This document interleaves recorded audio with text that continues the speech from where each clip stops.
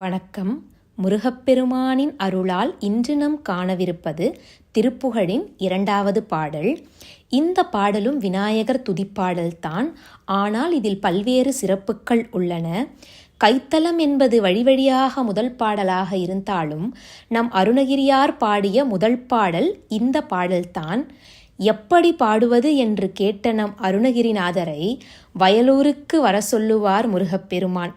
அங்கு சென்ற பிறகும் அருணகிரிநாதர் முருகப்பெருமானிடம் எப்படி பாடுவது என்று கேட்பார்.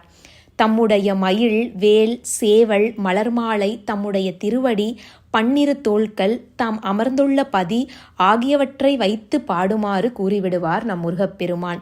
ஆகவே இந்த பாடலை விநாயக வணக்கமான பாடலாக அமைத்து அதிலேயே முருகர் குறிப்பிட்ட அனைத்தையுமே அமைத்து பாடிவிட்டார் நம் அருணகிரிநாதர். தாம் பாடுவது திருப்புகழ் என்ற பெயர்